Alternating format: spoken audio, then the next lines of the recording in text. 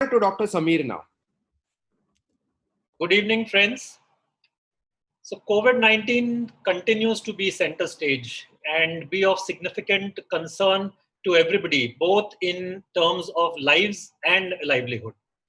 And in these challenging times, AOI, along with Vama Plant Rich, has brought to you these two power-packed seminars on rewriting your money story.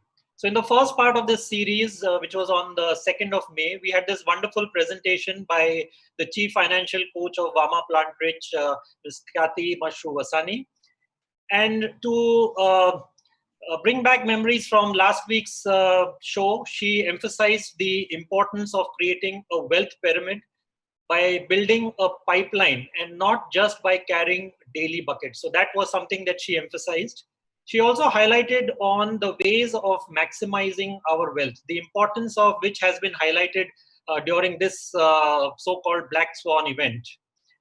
She explained very, very eloquently that our wealth demon is inflation and our wealth terminator is procrastination.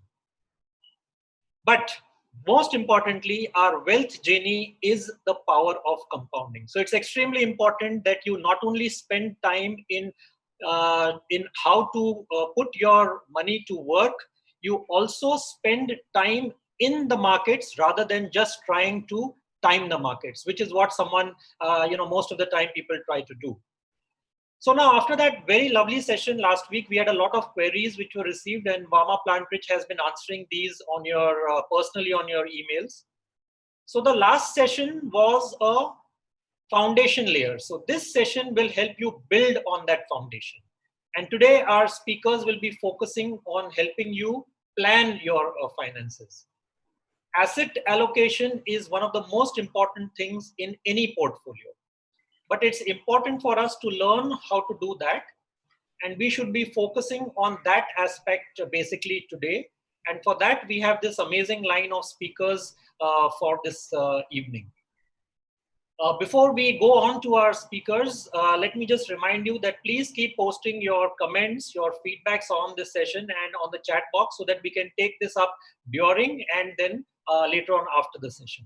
So I hand it over now to Dr. Kaushal Sheth to introduce our first speaker for the evening. Thank you, sir. Ladies and gentlemen, imagine having a career at Wall Street. You're 25 years old, and then you move to India to start a mutual fund business. This was early 2000s in India, where things were not as rosy as they were today. Ladies and gentlemen, it's my honor and privilege to introduce Ms. Radhika Gupta. 17 years ago, Radhika came back to India with a dream and with an experimental instinct of thriving in chaos, which led her to become the CEO of Edelweiss Asset Management, one of the country's largest mutual fund houses. Post this seminar, please do visit her YouTube channel and see the girl with a broken neck. This video has gained more than 10 million views. Radhika believes in contrasting all the adversities that she has faced in life, and she has come out more learned with each and every event. Over to you, Radhika, for an enchanting session on mutual funds and equities and debts and whatnot. Thank you. Thank you so much. Good evening to the everyone present on this call. And I must confess that over the lockdown period, I have probably spoken to over 20,000 people, done hundreds of webinars, but I don't feel as privileged as I have in the past as to do anything like this. Thank you, Dr. Kaushal, Dr. Sameer, and Khyati for giving me this very incredible opportunity to speak to our medical fraternity. And before I can say anything on behalf of the entire team at Edelweiss Group and Edelweiss Asset Management, a really heartfelt salute to what your fraternity is doing for all of us through this COVID crisis. I think it's unforgettable, and it's a real privilege to do this. I am going to try and keep my remarks brief. And I'm going to try and keep the technical language out of it. We finance professionals love jargon, so let me try and keep that out. But I think Dr. Kaushal started, with my introduction, and he talked about the times on Wall Street. And before I get into anything finance related, I always believe that, in markets and the kind of environment that we live in, while history doesn't repeat and no crisis is like the past crisis in market, history definitely rhymes. I mean, I keep joking with my husband that in Wall Street times was so busy that in the last crisis, we never left the office. And this crisis is a strange one because we're not even able to go to the offices. But I really learned everything I know about asset allocation from a very personal encounter in 2006 and 7, and I want to share that with you. So I was about 24 or 21 actually, when I graduated from Wharton and I started earning my first salary. Some of you are young doctors on this call. And I started investing in the markets in 2005 and 6. And you have that confidence of young financial professionals, ki mujhe to sab kuch aata hai, I know everything, nothing can go wrong. So what I did is I put 100% of my allocation, my money, into equities. This was hard-earned bonuses. These were all put into equities. And I also, there was that old thing that, if you are young, then you can take all the kinds of risk in the world. So just go put everything into equities. And it was fantastic. 2005, 6, 7, life was great. Then 2008 happened on Wall Street, and markets were down 50%. So my own personal portfolio was down 50%. And this is very embarrassing to admit as a capital markets professional, but it felt pretty horrible. I mean, it really felt very, very horrible. We felt the world was going to end. It was also exceptionally tough at that time because, as a Wall Street professional, bonuses were down. There were no bonuses that year. Jobs were under question. And I was married to someone, like many doctors, often married to doctors. I am married to a capital markets professional. Incidentally, the same thing happened to him. So our family wealth actually collapsed by 50% in that crisis. And that was a very, very telling lesson for us and something that we've never forgot. And one of the things that I learned from that episode is that, money is a very, very personal thing. And I think you've covered it. But one of the things that you can't do is clearly put all your eggs in one basket. People talk about things like asset allocation. When my money was down 50% because I had invested 100% of it into equities, it was very difficult for us as a family to go through. And I think, asset allocation in the basic terms is just not putting all your eggs in one basket. It's putting some money in equities, which are wealth creating and long-term instruments. And I know you'll talk about equities later on this session, but it's also about putting some money in debt, because in the bad times, markets will be down 20, 30, 40%. In fact, in my lifetime, and I consider myself reasonably young, I've seen markets down 30% thrice. So in these times, debt is the cushioning factor in your portfolio. And I think that's very, very important. Investing is not a difficult job, especially compared to what you all do. But one of the important things about this journey of finance that you will embark on, or that are you part of, that is very important to stay invested. And the most practical, there are two very practical reasons I learned for doing asset allocation. One reason is that, when your portfolio is down 50%, the world begins to end around you. You feel angry, you feel agitated, etc., etc. When your portfolio is down 10, 15%, you are there to fight another day. You can live to fight another day. And I think asset allocation does that. The second is, and COVID is an exceptional time, asset allocation also gives you liquidity in your portfolio. And that's something that we can talk about a little later. Times like this bring up expenses. Sometimes for all of us, in various professions, jobs are under question, families are under stress. If you don't have a sensible asset allocation and you were 100% in equities, unfortunately, if you needed money today, what you would have to do is go redeem money from your equity portfolio. You have notional losses that are probably 20, 30% red. And by hitting that exit button, because you need the money and you can't do anything, you need the money, so you need the money, you make those notional losses real losses. And that is the other thing asset allocation solves. So at a time like this, if you did some asset allocation, aapka thoda sa, you had some money in equity and you had some money in debt, then if you needed money, you could take out the debt portion of your portfolio without worrying about, is it a good time in the market? Is it a bad time in the market? I actually, when I moved back to India, because I did not do the asset allocation in 2009, had to redeem all my equity money at a 20-30% discount. And it wasn't a great feeling because it is hard earned money. So I think that is the real case to do asset allocation. The third learning, and I think you all talked about financial planning in the last conversation, is that when you make decisions about money, and we'll talk about debt next, is that money is very personal. The right answer for Dr. Samir versus Dr. Kaushal versus me versus Khyati could be very, very different. You know, if my husband was a doctor instead of a financial services professional, I would be far more aggressive with my investments. But because we are both in high risk industries, as far as their linkage to markets are concerned, we are a lot more careful because we know our jobs are so high risk. So please, when you plan your finances and everything, take everything I say in that context. Please make decisions that are personal to you. You are not your neighbor, you are not your parents, you are not Warren Buffett. Everybody has a different set of circumstances. And I think it's very important that any decision you take is in context of your circumstances. So that is asset allocation, I think, in a heartbeat. Asset allocation comprises of equity and debt. And today I'm going to focus on debt.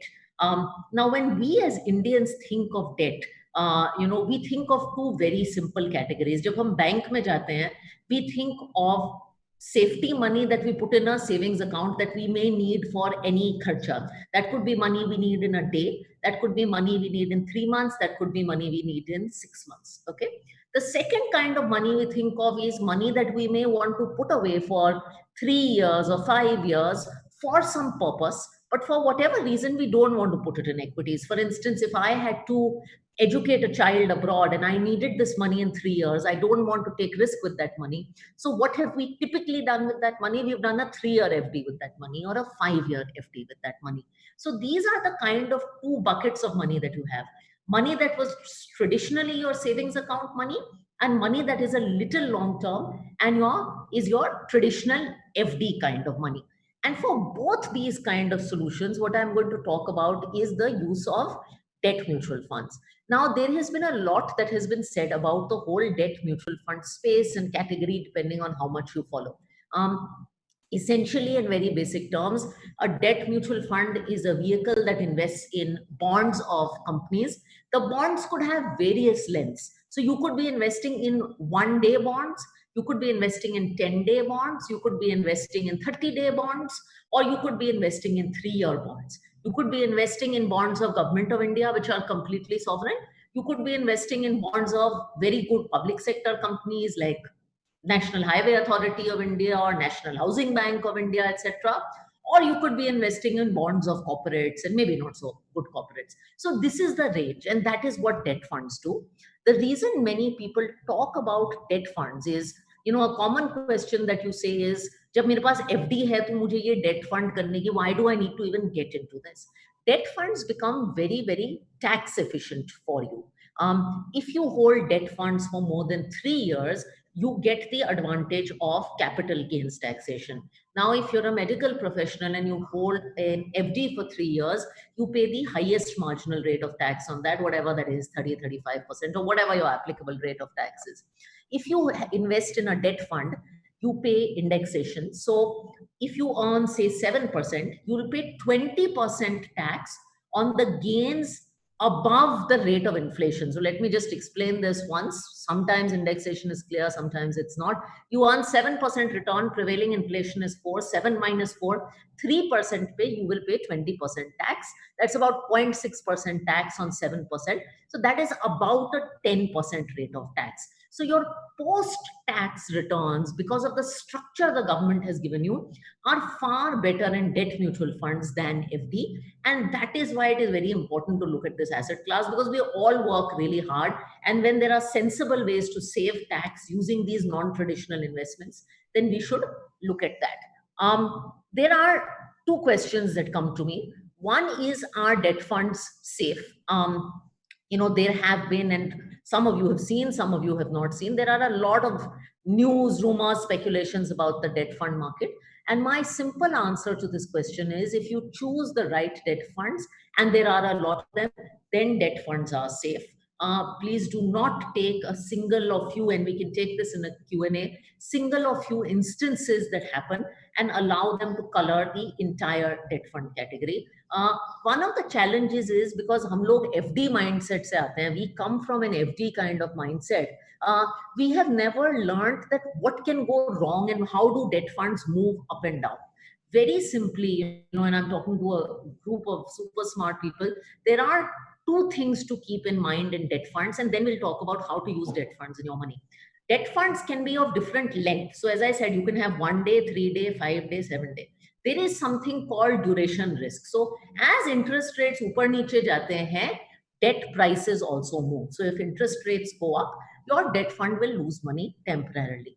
The way to avoid this risk is, if you had to do, as I said, if you needed to park money for 3 years, please park money in a debt fund that holds 3-year instruments. If you needed to park money for 3 months, please park money in a debt fund that holds 3-month instruments. Then this duration in movement because of interest rates moving up and down will not bother you at all. The second risk, which is the one that has been in the news a lot, is something that we call credit risk. Credit risk is basically the risk, as all of you understand, you lend to various. So if you lend to Government of India, you don't worry about your money coming back, of course. If you lend to very, very good quality corporates or public sector companies, hopefully you think they will not default and you don't worry about the risk of that coming back. If you lend to slightly poorer quality borrowers, but they give you a higher rate of interest, they have to give you a higher rate of interest, otherwise no one will give money to them, then sometimes you have, in extreme market conditions, worry about money coming back. The simple way to solve for this risk is not to try and lend to poor quality or invest in funds that look at that. Just focus on high quality instruments, and any advisor can guide you, but focus on the highest rated things. See, when you invest in debt, now you invest for safety. So sometimes people ask me, with interest rates going down, to earn 1% more, should I try this, should I try that? Debt is not the place to get experimental or clever. It is the place to do basic things. If you want to take risk, please take risk in your equity investments, because equity is a risk-taking asset class. Debt may, and especially I'm saying when interest rates are coming down, don't have the temptation to just say, for 0.5% more, let me do a subpar borrower, or let me do something that's not suitable. It is not worth it. Now, we are the mutual fund industry, and sometimes we tend to complicate how to use debt funds. But how do you use debt funds to actually plan your money? So I have a 3-pronged strategy that you can write down, and it's the easiest thing I do for my personal money. So I divide my money into 3 kinds of buckets today. Money that I need for less than 3 months, money that I need for between 3 months and 3 years, and money that I need for more than 3 years. And I'm going to talk about how you can use debt funds in each of these buckets. And I've broken these down because of the structure and the taxation norms in India, so that you can also get the different benefits of taxation. For money that you need for less than 3 months, my recommendation is you use 2 kinds of funds. These are overnight funds or liquid funds. Liquid funds invest in 1 to 2 month kind of securities. They invest in the highest rated, which is what we call A1 plus borrowers. Liquid funds are completely safe. They are like putting money into your savings bank. You can get your redemption the same day, so there is no problem. I think a savings bank rate today is sitting at about 3. I think my savings bank is probably at about 3.5%. A debt fund, a liquid fund, will probably be at 4.5%. Even with the marginal rate of taxation, you tend to be better off in a liquid fund. If you are super paranoid, if you want to be really paranoid, there is also another alternative to a liquid fund. It is called an overnight fund. That basically gives money to Reserve Bank of India for 1 day. 1 day. So no duration risk, no credit risk. It is called an overnight fund. आप पैसा डालिए, आप पैसा निकालिए. तो 3 month के अंदर में there is nothing, and regardless of which mutual fund you pick, if you pick any of the top 20 mutual funds and you pick their liquid fund or their overnight fund, I don't think anything is going to go wrong with you, Edelweiss or non-Edelweiss. So that is under 3 month money. The second part that I want to tell you is 3 month to 3 year money. Now, remember that under 3 years, and I picked this 3-year point, under 3 years, if you invest in a debt fund, the taxation in India is over 3 years, you get that 20% rate of indexation that I talked about. Under 3 years, you pay short-term capital gains on debt fund, which is full tax. There is, however, a category of funds, and I'm glad Khyati asked me to talk about it. I also use it for my personal money. It is arbitrage funds. These are funds that give you debt-like return, but they have the taxation of equity funds. So over the last 3 to 5 years, arbitrage funds have typically given you somewhere between 6 and 6.5% pre-tax. If you hold them for less than 1 year, in the growth option, you will pay 15% tax. If you hold them for more than 1 year, you will pay 10% tax. On a post-tax basis, you are still at 5% plus. Arbitrage funds that are well managed do not carry any significant credit risk. They do not carry any duration risk. They basically invest in arbitrage of equity companies, but they give you debt-like returns. So this is one recommendation I have that you look at. If you're not comfortable with that, you can also look at ultra short-term kind of funds. There you should just do the diligence as to what kind of credit quality. But my favorite pick in the 3-month to 3-year category has been arbitrage funds. If there are more questions on this category, I'm happy to take it in the Q&A. Above 3 years, you have the benefit of taxation. I think you can look at 2-3 categories in mutual funds. There is something called a bank and public sector. Sorry, our names are complicated. Bank and PSU debt fund. It invests in companies and bonds of banks and public sector companies. I don't think anything will go wrong there if you do anything like that. So you can look at banking and PSU debt funds. You can also look at some corporate bond funds that invest in bonds of good quality borrowers. Most of these will have a 3, 4, 5-year kind of tenor. Today, the good thing is also that if you wanted to invest, as I said, if you have 3-year money, you should invest it in things with 3-year bonds. If you wanted to even look at products with 5 and 10-year duration, for instance, we run a very popular Government of India product called Bharat Bond that has a 10-year duration, or a banking and PSU debt fund that has a 10-year duration. You can also look at 10-year products. So आपको 3 की need है, तो आप 3 करिए. If you need 5, then you do 5. If you need 10, then you do 10. So that whole range is available. But the broad point, again, to summarize, is less than 3-month money and liquid and overnight funds. 3-month to 3-year, I tend to use arbitrage funds. 3-year plus, you can look at banking, PSU, corporate bond, and you have the nice advantage of taxation. So that is really the debt fund landscape in a quick nutshell. Khyati also asked before the Q&A to leave you with a few thoughts as an investment professional as to how I would handle things in this kind of market. And I thought I would end with that. I would say, guys, that whether you're investing in equity or debt, markets are volatile. They will be volatile. If this is your first time doing equity investing, for instance, do be grateful for this experience. This experience is also a very good time to figure out your own risk appetite, what works for you and what doesn't. Honestly, we don't understand our appetite for risk in a good market because we're all making money. It's this kind of market where we actually start to ask these questions. So work with your financial advisor and ask these questions. As I said, I learned my own lessons in 2008. If you're going through it for the first time, this may be the time when you actually learn your own lessons. Once you learn those lessons, you can apply the asset allocation principle I talked about and figure out how much equity and debt you need.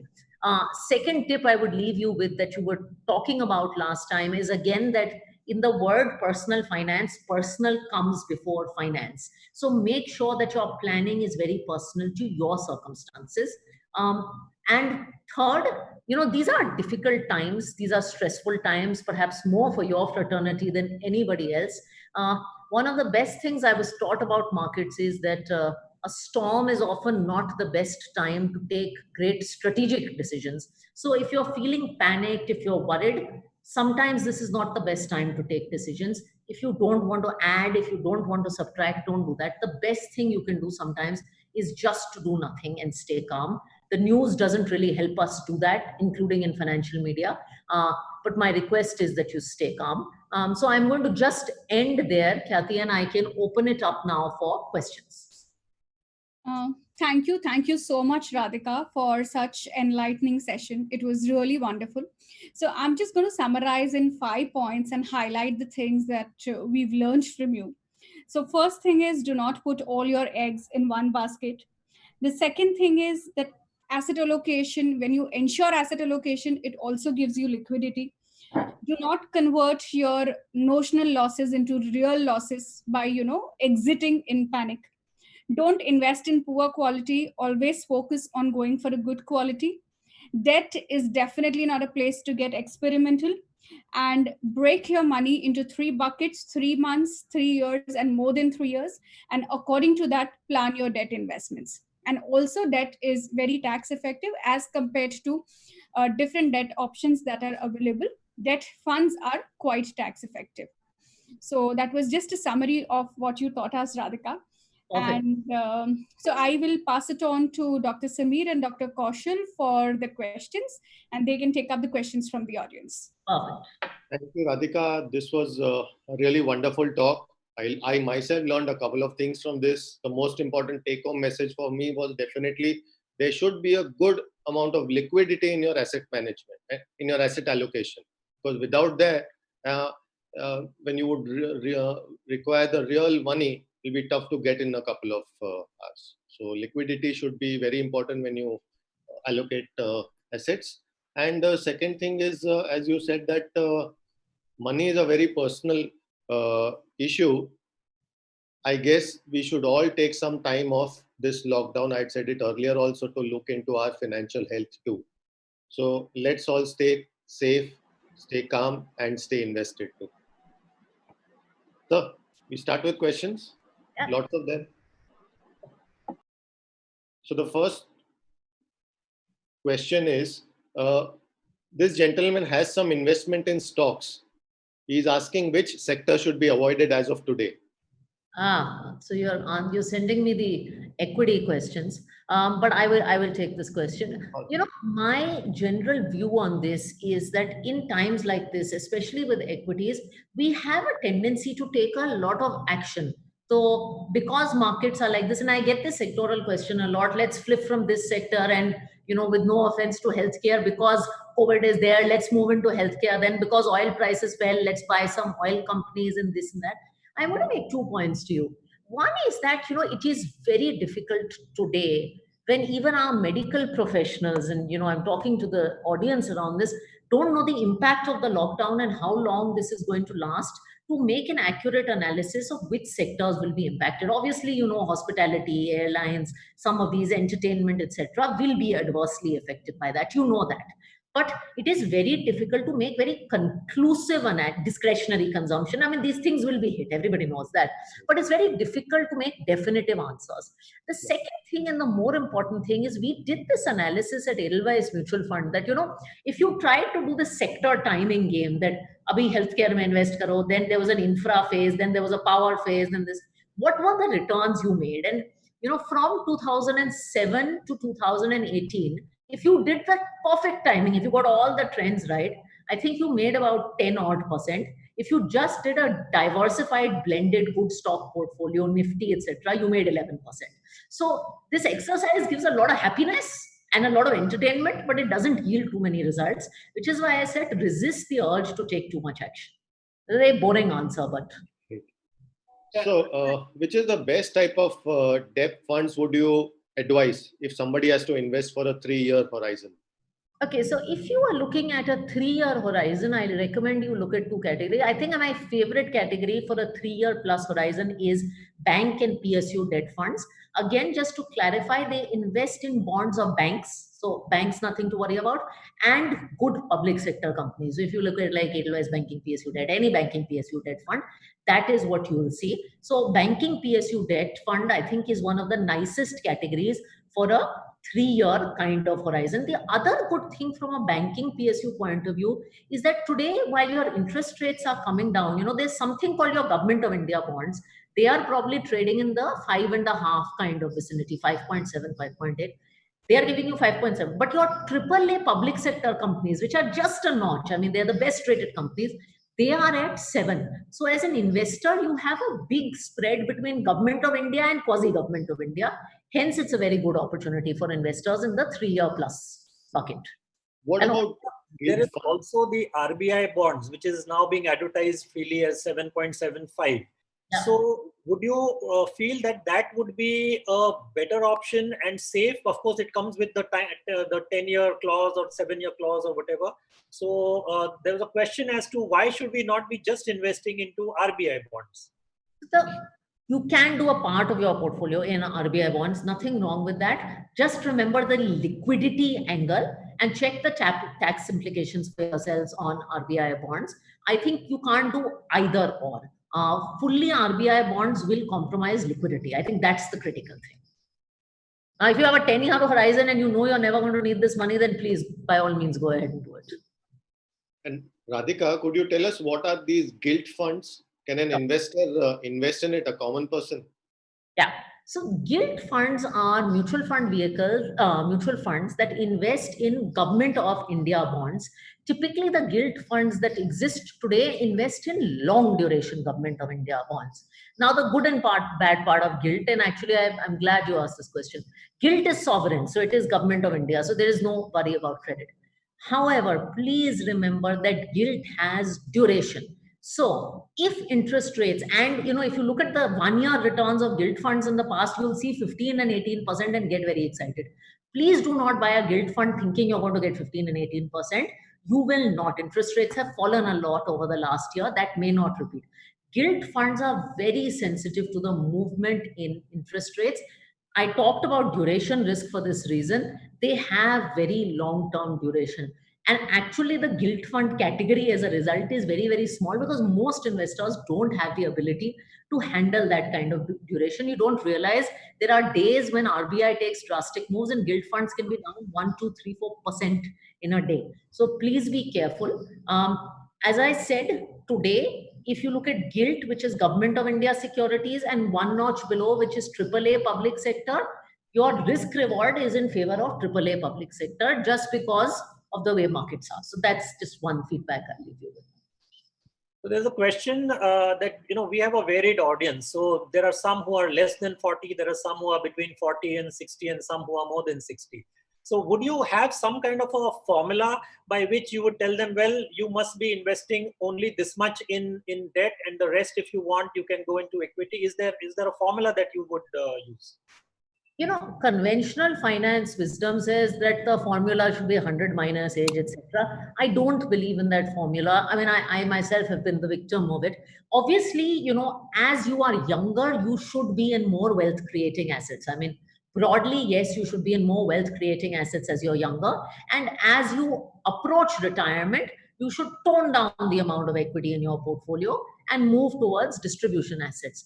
However, it is a function of your circumstances. As I said, despite being young, if you are in very, very high risk professions, which are very linked to the market and very volatile, perhaps not having equity, too much equity is right for you. Some people, no matter how young they are, do not have a large risk tolerance. Some people have large liabilities and EMIs at a very young age. Some people in their older age don't actually need the expense for regular monthly income because they have a pension. I mean, my father is a government officer, so he doesn't have his monthly income needs because he has a pension that is coming in from Government of India. So I think circumstantially there is no right answer, which is why it's very important to do the exercise Dr. Kaushal said about sitting and planning this with your financial advisor one-on-one. All right. A couple of our questions that have come in are linked to the Franklin India episode. So they want to know whether they should be painting all short-term funds with the same brush, or what is the criteria that you would put up. Like you said that for liquid funds, almost all of them are very, very safe. For the same maybe for arbitrage, but could you throw some light on that? Yeah, fair question. And I think anything like this happens is not good for any MF investor. It's not good for our industry. So it's not an incidence that any one of us feels happy with, and we understand where investors are coming from. As I said earlier, and I'm glad you asked this question, I was hoping it would come up.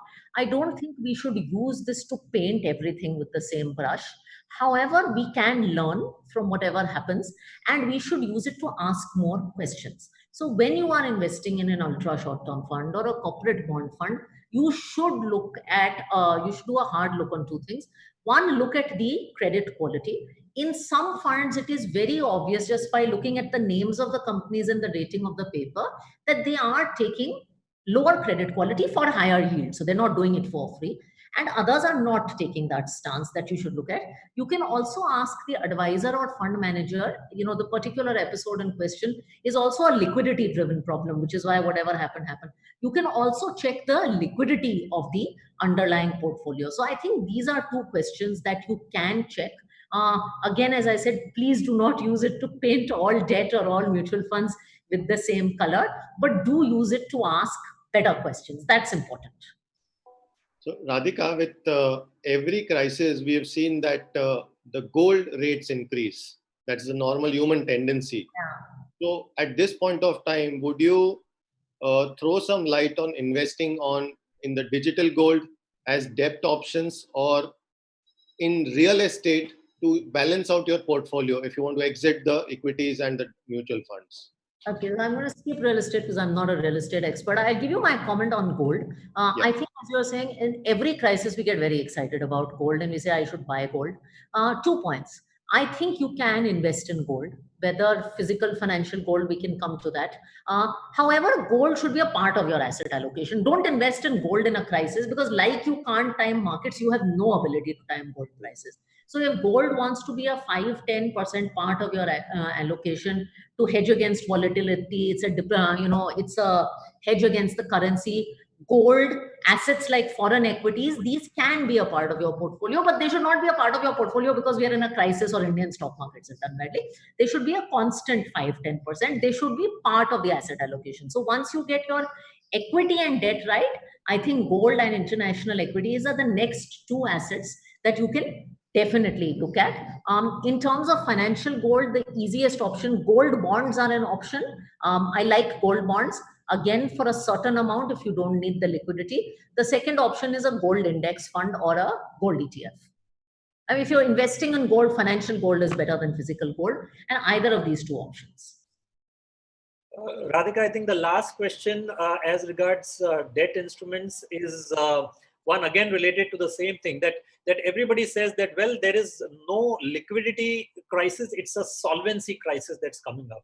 So okay, if we decide that, well, if the corporate earnings are going to be very poor, so do you think that certain, there's be more credit risk in taking even a AA bond or of course a AAA, maybe the government bonds, but in a single A or a AA bond, would that be a risk? Because if the corporates start going bust, then what happens?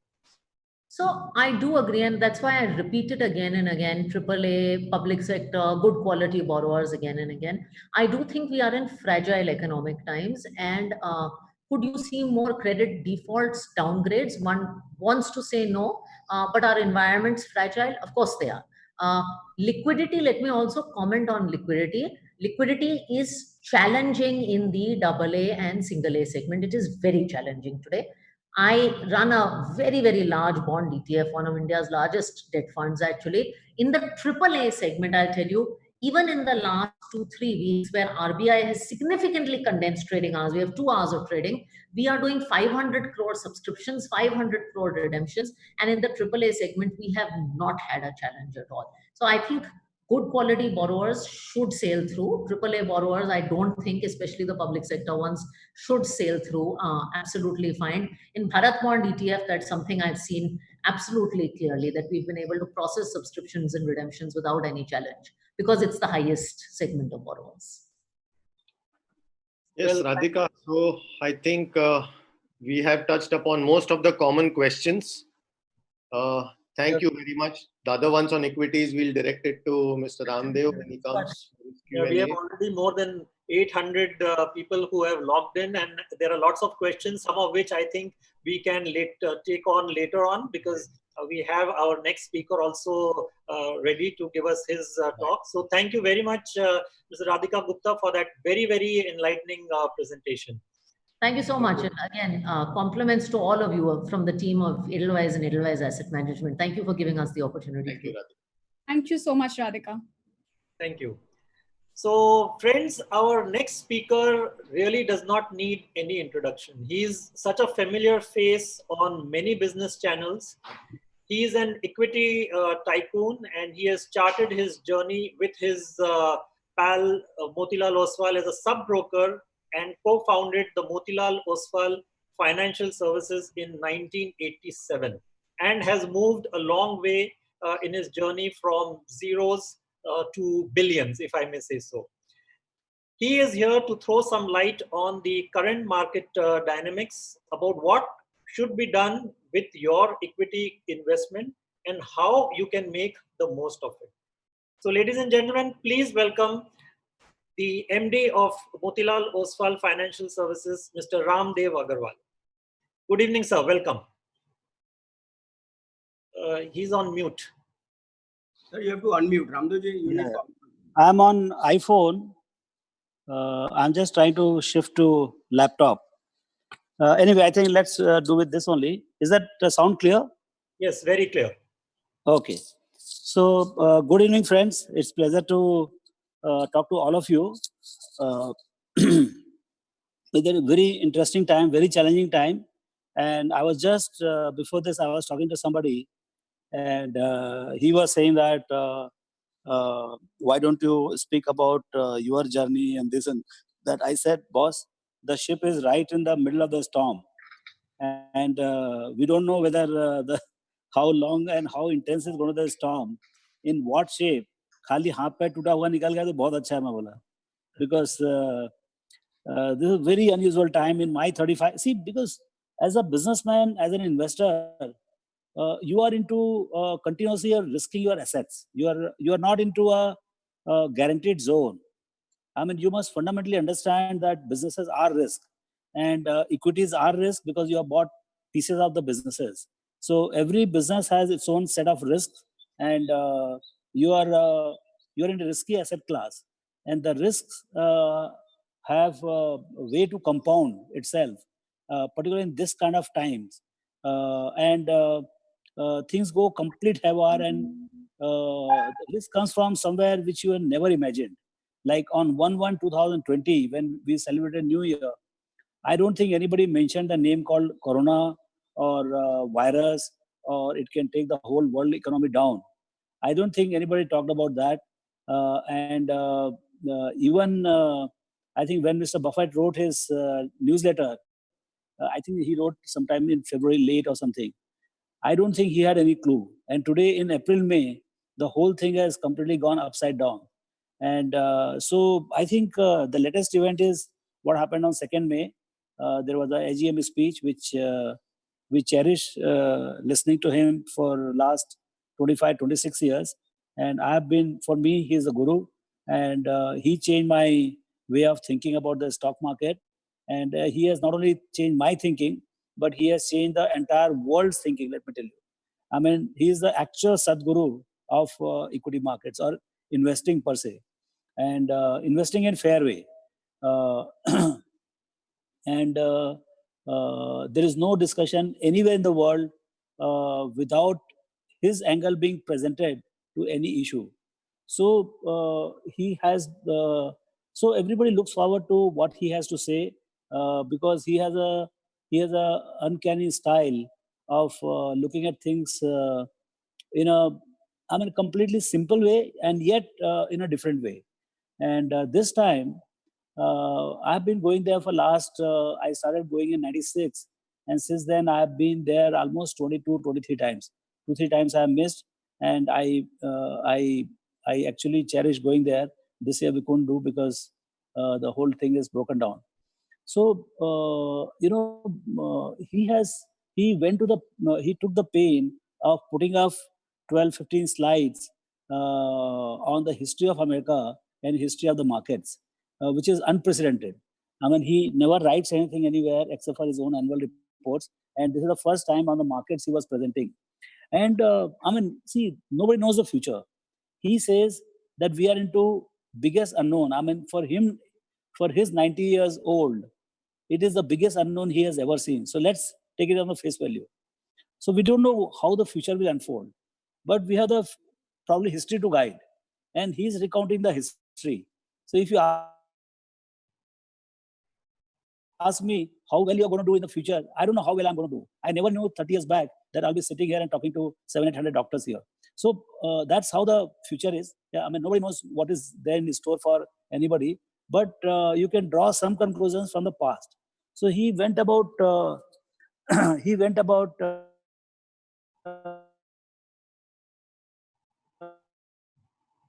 of American history, and more particularly coming to the mind, he said what all came on the way of whether it is civil revolution, whether it is drought, whether it is swine flu, everything America has passed through and has become the world's greatest power and the kind of economic machine it has created. So he says that don't bet against America. That was his basic message. So he is long-term bullish on America. So that was a one backdrop before giving his bearish, kind of a macro call.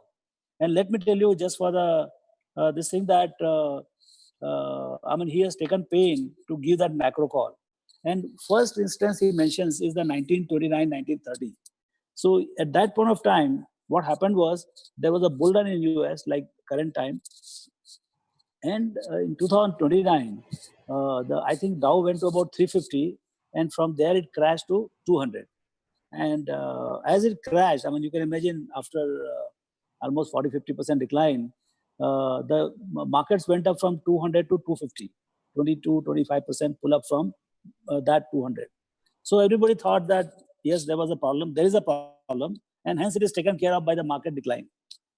And from that 240, 250, in next 2 years, it went to 41.22. I mean, he had mentioned that decimal also, 41.22. This is 82% correction. I mean, why he has to mention this? Because he fears that there is a possibility that we could be in that kind of trap where the perception and reality doesn't match. What is happening on the ground, the kind of damage. I mean, can you believe we cannot cross the continent today?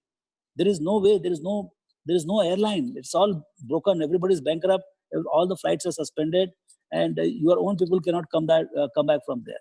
So this is unprecedented in the history of world economy. Your public transport is fully suspended here, and whole lot of things have been.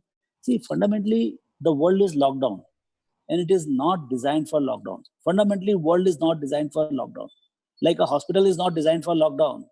Same way, the world system is not designed for lockdown because it is designed around human being, and human being is not locked down. We are not locked down. We are doing conferences. We are doing conferences more than ever before. Thanks to Zoom, I don't think I have in my life, entire 35 years of history, I would have ever done in 40 days as many calls and as bigger a call as I would have addressed about 1 lakh participants in last 40 days or maybe more. So, this is unprecedented, and human being cannot be locked down. Now, human being, the very nature is consuming. I mean, the आपका रोटी कपड़ा मकान पूरा चालू है, including 4G. So that consumption is on full time. But what is out of the window is the discretionary consumption. Whether it is big fat Indian marriages, whether it is going to theater, whether shopping for the fashion, whether it is going for tourism, going to Europe for holiday in this summer, they're all gone, absolutely out of the window. Now, India is an economy of essentials. It is not a rich economy. It is economy of poor. And our per capita GDP is $2,000 per capita. Of that, I would think 70-75% is around essentials. Only 25-30% is for discretionaries.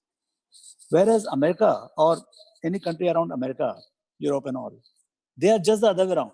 They are economy of discretionaries. That's why they are called developed economy. We are developing economy, emerging economy. So there 75% is discretionary, only 20-25% or even lower is essential. So for them, the damage is far deeper and it will take a much longer time to get up and running. Because what is once broken is broken. I mean, and bigger the discretionary economy, deeper is the borrowings. The debt to GDP is much higher. Like in US, the debt to GDP must be 2.5 times of GDP. So if the GDP is $20 trillion, their debt must be running into $40 to $50 trillion. Whereas ours, because we are not developed, the guy who is not developed, his loans will be lower. You see the borrowings of the rich guys are highest. The guys of the poor guys, I mean, who wants to give him the loan? So basically, so we are the country of essentials. We are the country of poor, and hence we will bounce back quickly.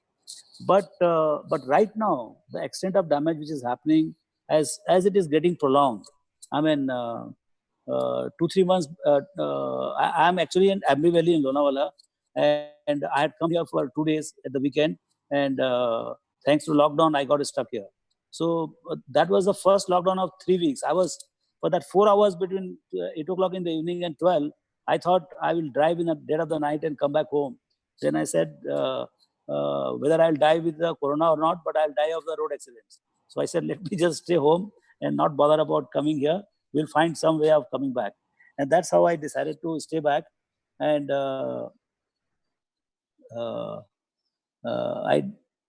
I decided to stay back, and I'm here for already 47, 48 days. And it looks that people are now talking in months. May is done, June is also, now people are talking about it. So I don't know, I think we'll retire only here, it looks. So this is the nature of the problem, and you all are doctors, you know better than me. I mean, I don't know the difference between lung and heart. Lung and heart. So for me to understand the impact of COVID,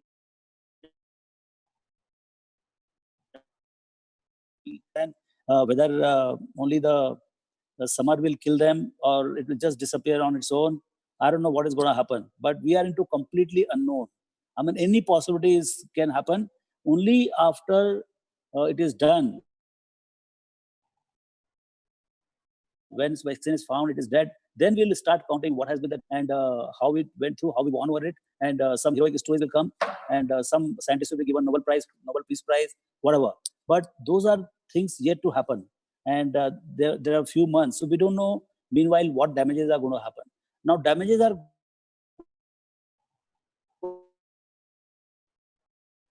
from leverage is going to be the biggest source of trouble, because if I'm running a theater, I don't have a business, that is one thing. But now I have to service the loan I have taken to build a theater, and that loan meter is not stopping, and hence it is a problem guy, and it is problem for the guy who has lent that money, the bank or NBFC, whosoever has lent. So clearly, and if the NBFC goes down, because if the theater goes down, then NBFC goes down. If NBFC goes down, then the bank or mutual fund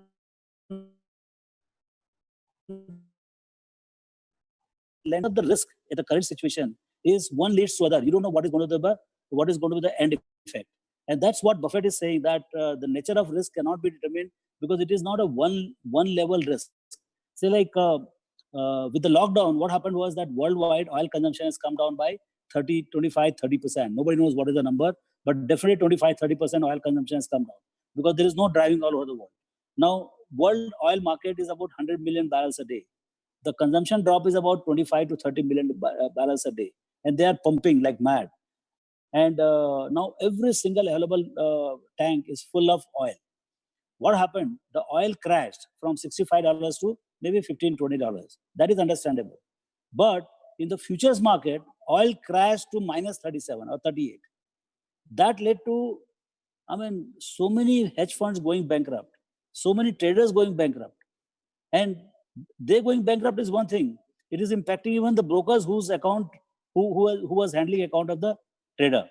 So, I mean, for the no fault of, I mean, something going below zero is unthinkable. So that's the nature of the risk. I mean, these risks, I mean, nobody ever thought that anything can go below zero. So what I'm saying is that a lot of people will think that isse zyada kya hoga, usse zyada kya hoga. I mean, after 1 year, we will recount what all went wrong. And if nothing goes wrong, very good, celebrate. So I think this is not the time to celebrate. This is a time to pass the storm peacefully. One has to be very careful with the money, and particularly when you are buying into risk assets called equities. So if you have invested in the stock market already, I mean, everybody must be having the portfolio today. Those who have the portfolios, they have to make sure, they must audit their portfolio, whether they have the right kind of stuff or not. Because what is going to happen is, in next 1 year or so, because of this, all the difficulties, a lot of companies will fall by the wayside in every single business, whether it is cement company, steel company, your theater company, tourism company, airline company, broking company, wealth, you name it, everywhere the weak players who are at the margin before COVID, they will shut the shop or they'll go bankrupt. Now, how many of them are there? I don't know. And how many more will undergo? I don't know. But I know one thing, COVID has come, it will go. Whether it takes 6 months, 1 year, 1.5 years. Longer it goes, longer it takes, more and more casualty will happen. And not a single new business is going to be born during this period. So you are going to come back on the back of the same, say out of 100, if 30 are dead, you are going to come back on the back of 70 businesses, not 100. So, and I'm quite sure 2020, 21 is okay, wash out, but 22, 23, 23, 24 will be fine. We'll come back with a vengeance, I can tell you this. The world will come back with a vengeance. That has happened in the past, it will happen this time also. Our economists, our central bankers, they are very smart. They have upfronted all the fiscal monetary benefits, and they will do even more to just to put the fire into the economy. But let this COVID damn thing go away.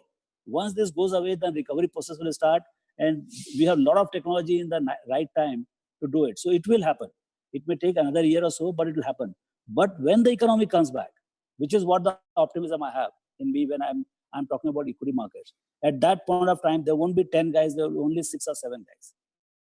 And hence the best guys will have disproportionate market share in every business. And they will not know from where the clients are coming, because there will be shortage of supply of good services in every field. I can tell you this, every field. So you have to buy quality businesses, quality management at reasonable prices. And if in your portfolio, even now you realize that you got some junk, throw it and either sit on cash or put some quality stuff in that. And this is for the people like me who are fully invested, who don't have single penny to put further in the market. So we can only rationalize our portfolio. And that's why I was knowing when I was saying QGLP, quality and growth, because I know quality works in good time for sure, but quality works the best in bad time. You are buying quality not for good time. In fact, the bad stocks, they do very well. In fact, better than quality, better than good stocks in good time. The bad stocks do very well in good time. It is bad because they don't do well in bad time. So this is the bad time. This is the bad time when the good companies will do well, but bad companies will do absolutely horrible. So if you are by chance, I mean, despite all the smartness and talking and this thing, you'll always have some problem of, what you thought earlier was good, turns out to be bad. You saw Warren Buffett. For 20 years, he badmouthed airline business as the worst business in the town. And then he became bullish on the businesses. And by hiding his face, he bought 10% in all 4 of them, 4 or 5 years back. In fact, people are asking me why the hell the old man is buying airline.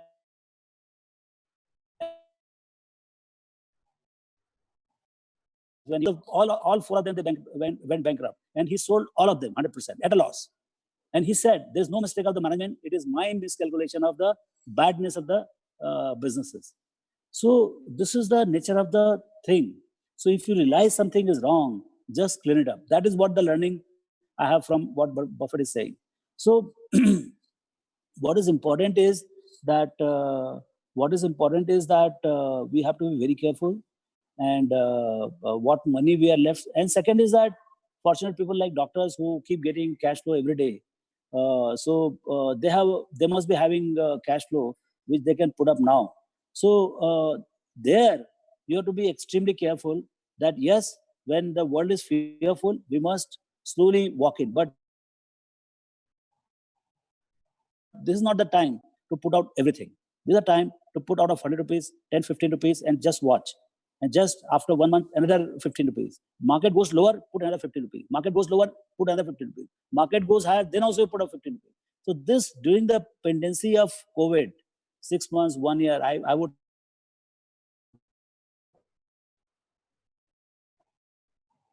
guys to figure out how long it will last. But during the trouble period, make sure that entire cash is spent. but buy smartly. And that's where I think intermediary's role comes in advising what to buy and whom the money to be given. If you don't understand anything, you want to make, you don't want to take any manager risk, go and buy index ETFs. You can buy S&P 500, you can buy NASDAQ, you can buy all the indices of India, Nifty, S&P 500, mid cap, whatever you want to buy. That's where the advisor's role comes. And bulk of the money you're not going to make because what you bought or sold.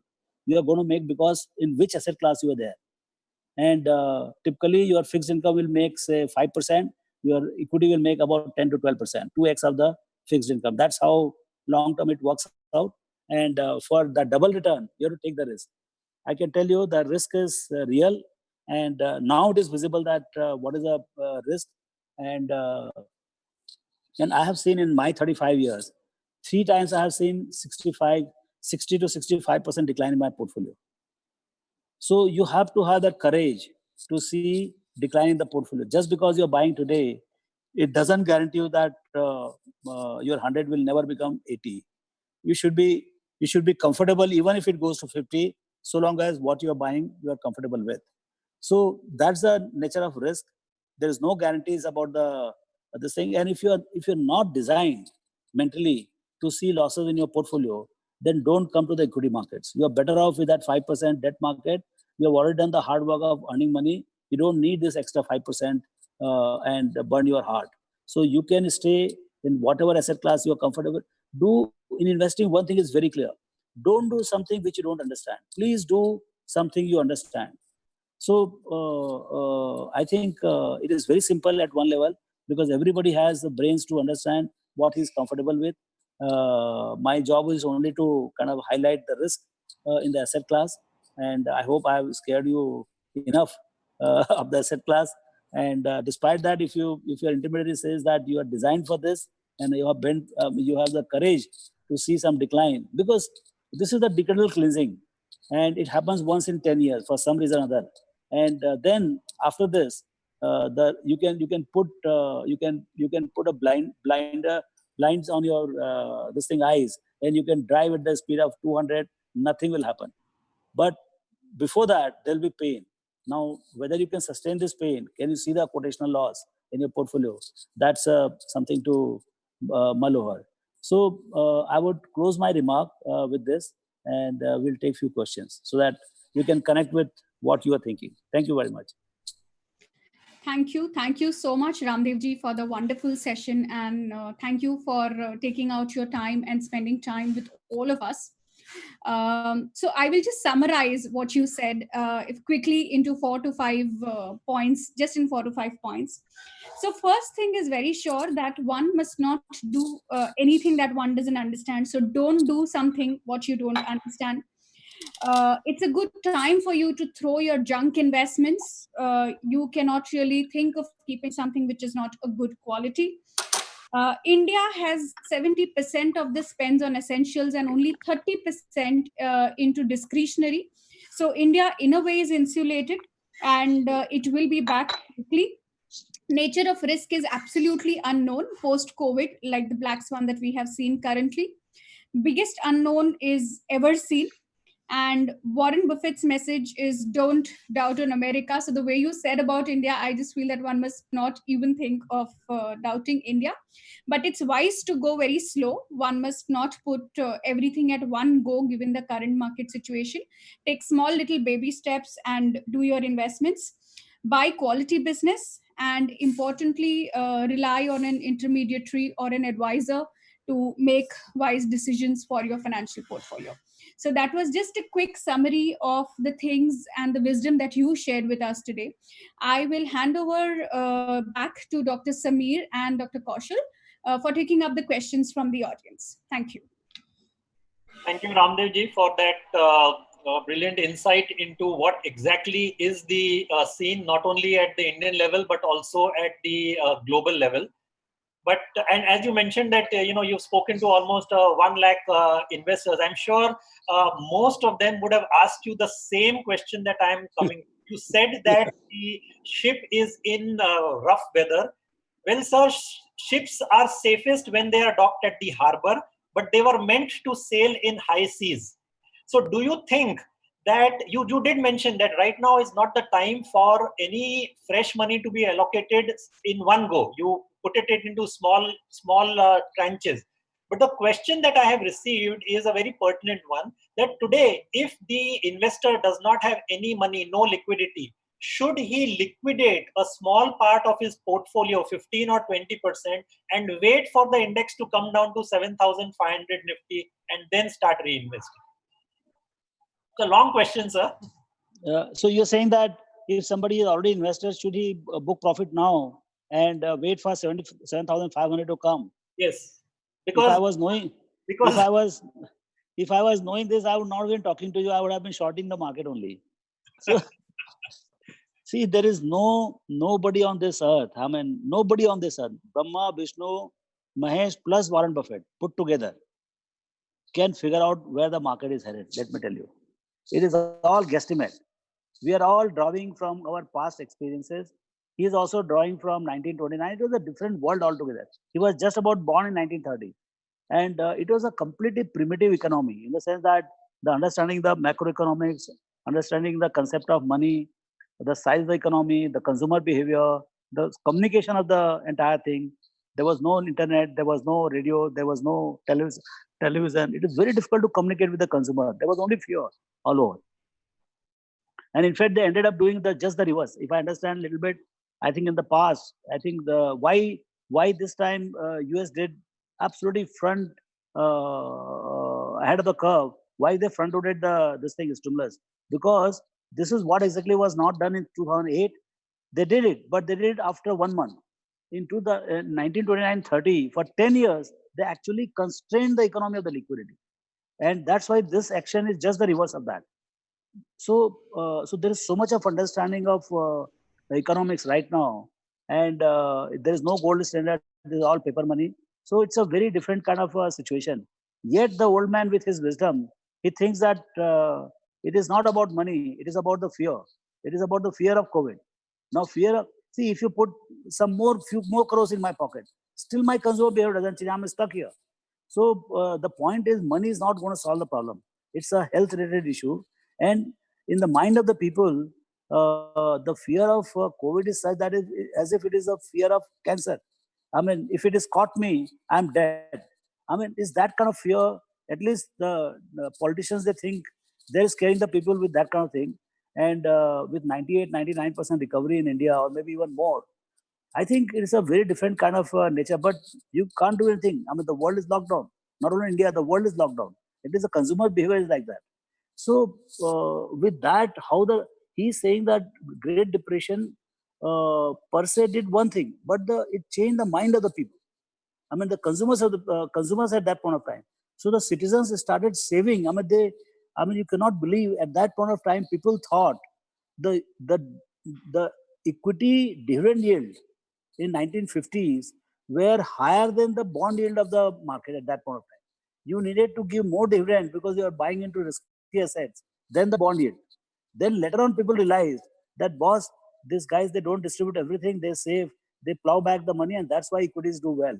So it took 20-25 years for the market to come back. That is what. So what this COVID will do now is going to change everything. And hence it is very difficult to predict what is going to happen. Is the market going to go from current, what is the number now? What is the Nifty level now? 9,000 something? Yeah, around 200. Yeah, 9,200. So from 9,200, it is going to go to 10,000, 12,000, or it is going to go to 7,500. I have no clue. I wish it goes to state 13, 14,000, so that we all go laughing from here. But we don't know. I mean, actually, so that's why I would not encourage, because this is the question everybody's asking. Because my pitch is a little bearish. So, but I'm not sure about it. I can make a pitch which can be very bullish. That's what I've been doing for last 40 years. But for last 40 days, I'm a little bearish. I mean, bearish in the sense that we don't know where the hell we are. So I'm saying that where you are.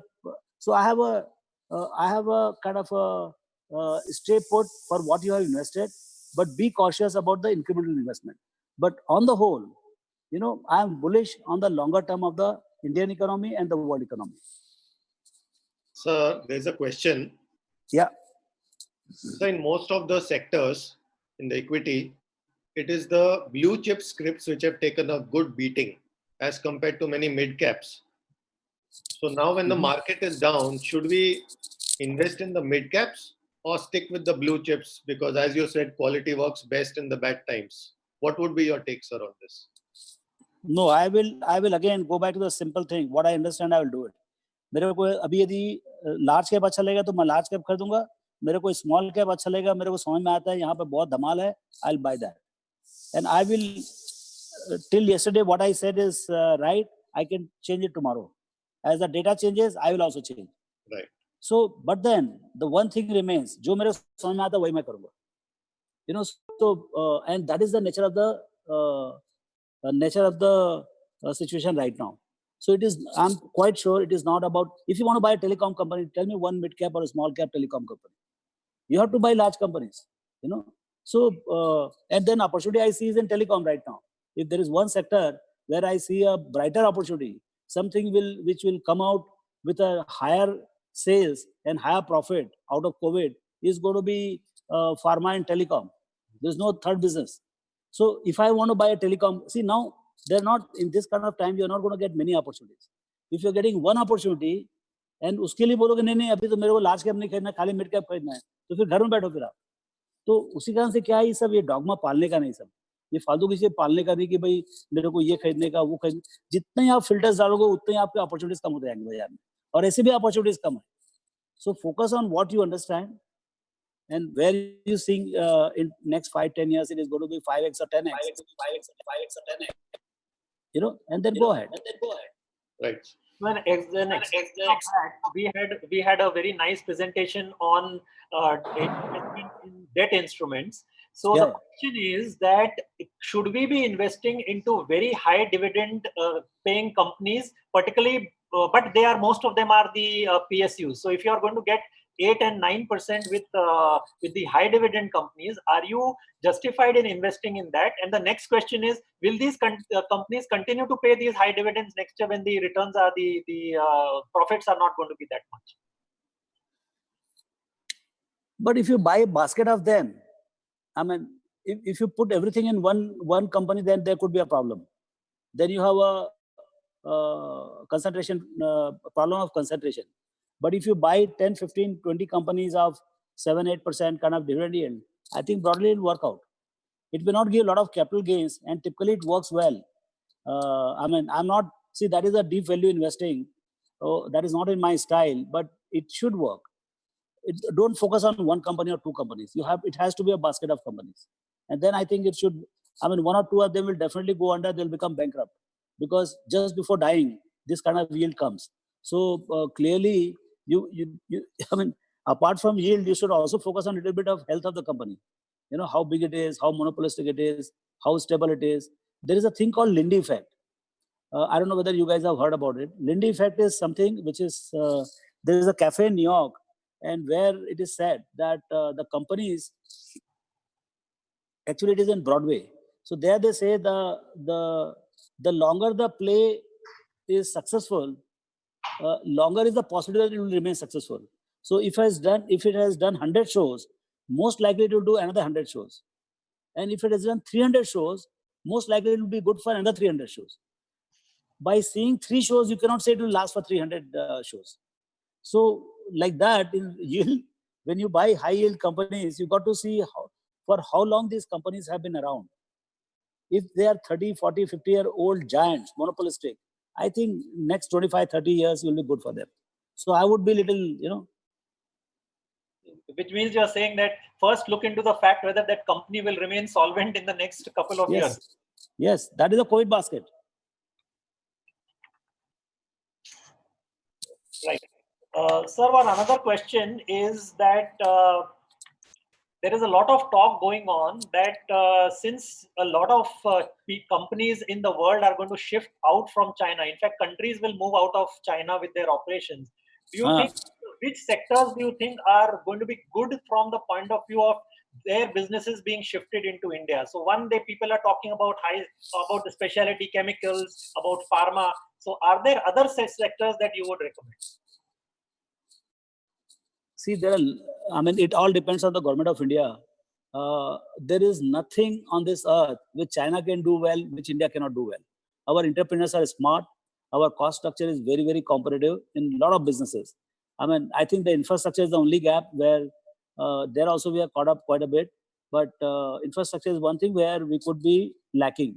But now the labor cost per hour in, say, let me give you some statistics. US per hour labor cost, apple to apple, I'm saying, is about $60 per hour. 60. In China, it is about $3.50, which is now moved to about $4. In India, still it is sub to $1.50, $2. So we are really, I mean, $2,000 per capita. You're talking about $1 or $2 per hour, because a person works for at least 2,000 hours per year. So you are talking about average cost of the power labor, not more than $2 per hour. So clearly, we have an edge. We have scientific edge. We have education. We have we can design world's most complicated software like Aadhaar card and those kind of things. Question of our competence and sophistication. The issue is, are we a pro-business society? The problem is, we are, as a nation, we have got into so many things like this mid-cap and large cap and all. There are so many, kind of filters. Large business.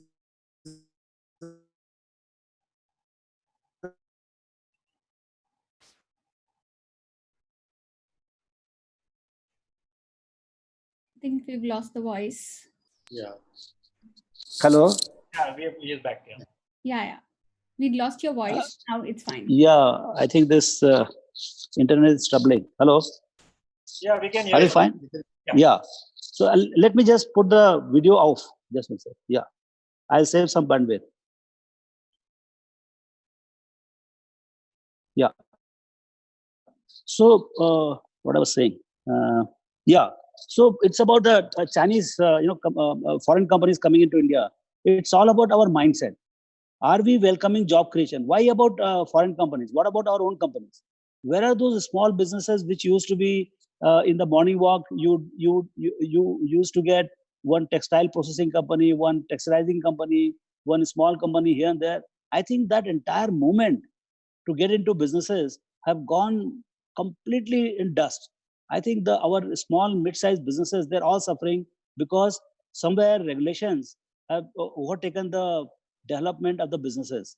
And I think that attitude at a national level has to change to attract these guys and allow them to prosper. Because what is going to happen is that we have to promote the companies which are already doing something. Say somebody is doing 100 crores and he's struggling. We have to make that particular business profitable. And once the profit comes, the world will pile on here. So when I was in UP, when this guy, the young chief minister was sworn in, Yadav, kya naam uska?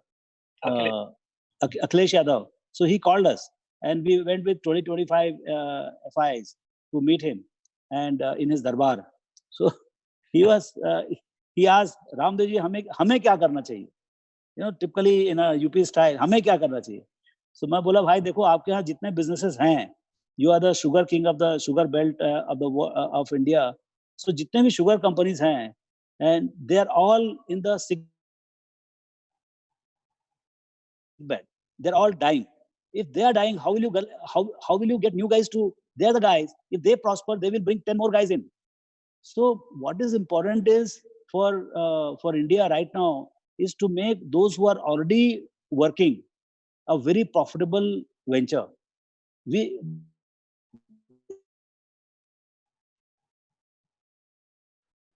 If we become pro business minded, I mean, which I would say is a big challenge in India. I mean, all put together, not only the politicians, but the regulators, the district authorities, the local authorities, everybody, police, all of them, they have to become like the way they have come together to fight COVID. We have to come to fight the job losses. Once that environment is there, the world in any case will come here to do it. There's no better place.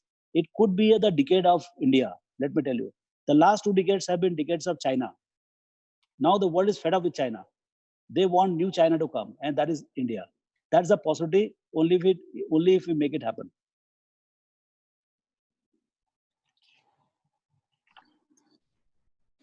Yeah, Kaushal, you have a question? No, I guess we have touched upon all the questions and sir has answered most of the queries and doubts. Maybe we can ask him one or two macro issues if he can put his views on that. Ramdev ji? Yeah. Yeah, so one of our viewers is asking that like in US, where they have been printing money and $2 trillion has been the package that they have given. Do you think that the government of India should worry about the fiscal deficit, but instead of that, just give a good economic package so that the people are able to come out of this? And the second question is also a very pertinent one, that in 2008, which was basically only a financial crisis, now it is a health crisis gone into financial. The interest rates were very high at that point of time, and now they are low. So does the RBI have enough ammunition to do something? Yeah. See, I don't understand macro. I'm a chartered accountant, so I don't have good fix on how to think about macroeconomy. These are very complicated stuff. I would not like to venture there. We keep hearing the most complicated guys like Raghuram Rajan, and I mean, there are a lot of smart guys. I mean, they're applying their mind. Listen to them about that, and if at all you can get some clue. I mean, it's not worthwhile listening my view because actually I don't know. I mean, whether they should. When I hear the government economists, they say that we will go in a calibrated fashion. We are not going to go for big bang, and I mean they have shown their way in last 45 days, 50 days. We have not seen anything worthwhile coming. So that's the way they think is right. Whereas the outside, everybody outside the government has a very different thought process. So who is? I mean, I would actually admire the government authorities that they are doing a lot of thinking on this. That they are not being pushed by the outside agencies. So whatever their challenges are. See, I had an advantage when they were going for lockdown. I was not in favor of the total lockdown because I could see a lot of things breaking down because the system is not designed for lockdown. I'm not against any kind of whatever you do for the social distancing or COVID. I don't know anything, but lockdown was something which could have caused more damages than, and I was very clear about it. But that was 45 days back. Now government knows what all has gone wrong by lockdown. And the challenges, the pains, and then sufferings of the people, particularly poor people, and everything breaking down, all the workers going haywire. So now government has gone bankrupt. Can you believe this? The government is opening a liquor shop first. I mean, this is the crazy thing. All over the country, they are opening a liquor shop. Why? Because they can get few crores from this thing. The most patriotic thing is to drink. So so that you can help the state governments, and central government cannot help the state government. So how they will help you and me? I mean, that's since I'm a finance man, I could see that indirect taxes will go zero. That is for 2-3 months. But direct taxes is gone for the year, because what losses you'll make for the quarter, you set off against what profit, if at all, you make in next 3 quarters. So you will basically not pay any taxes. So the government will be shocked when they will see that the dramatic drop for the year in the direct taxes. So that we could see that this is going to happen, and hence it brings its own fiscal challenges. I think 3 to 4% of GDP will be drop in the fiscal collection itself. So what was 4% central fiscal deficit, in any case it is 7-8%. You'll just see, and on top of it you want fiscal stimulus. So I don't know how much they'll do it. So I mean, now this 3% drop in the collection is almost guaranteed. It could be even 4%, I'm telling you. So we get roughly 12% of GDP as by way of taxes. उसमें से 3% तो 3 महीने में निकल जाएगा. Forget about rest of the year. I don't know what happens. So clearly these are very challenging times, and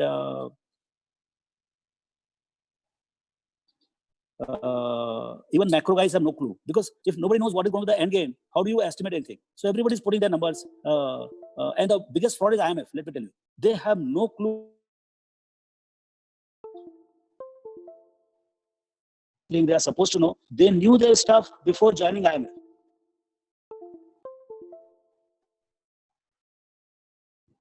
Have we So lost? much on the face value, even what they say. Hello. Yeah. Yeah, Ramdev. We So had lost your voice. I think now it's better. yeah, so I think you have to be very careful in taking all this macro guys forecasts. You know, they are I'm useless for this, but they are also not much better. Ramdevji, coming Yeah. back to the present market scenario, Yeah. like in 2008, do you envisage a second huge fall? I'm just being cautious. I'm telling you. I You mean, this wanted is the you- time to be. I don't want to be caught unaware. Right. I would rather So not should we- speculate. Yeah, So should we be sitting on whatever cash we have, or should it be invested right now? that is what is the advice of all the wise people. Whether Deepak Parekh, I would consider among the wisest people out of India in financial markets, it is Deepak Parekh. Right. And you see his tweet. Now, if you don't want to follow anybody and you think you are smarter, then you go ahead. If Warren Buffett is not good, Deepak Parekh is not good, Uday Kotak is not good, Mukesh Bhai is not good, then boss, फिर हम ही लोग फिर सरताज है ना फिर किससे सुनने का फिर?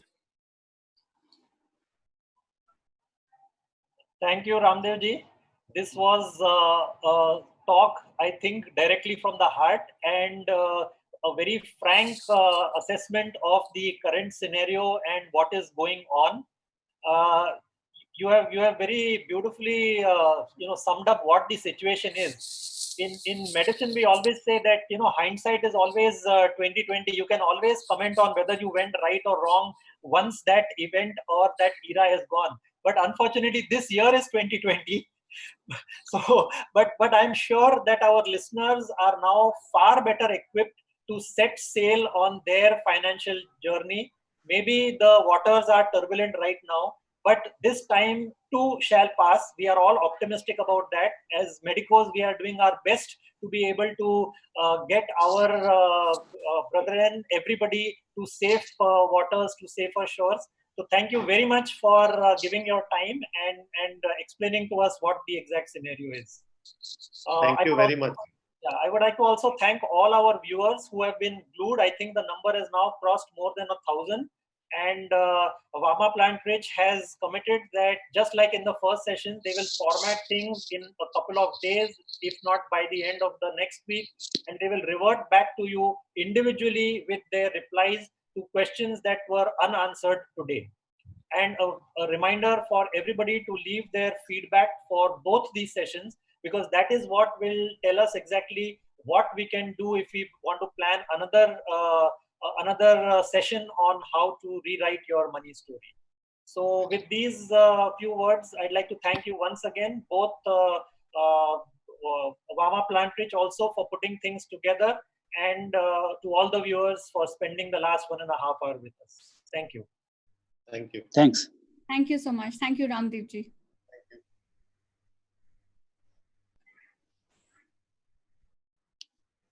Yeah, I think people have left. Now it's all Rahul. So Rahul, are we all good? Can you tell us the... Are we live? Yeah, I think we are still. I can...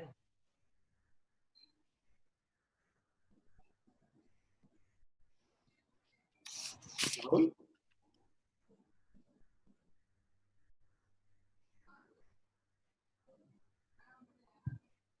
I think we'll close session. Yes. Yeah. Close the Yeah, session. Thank you. Thank you. Thank you, Kathy. Thank you very much, Kathy. That was an excellent session. Yeah. Thank you.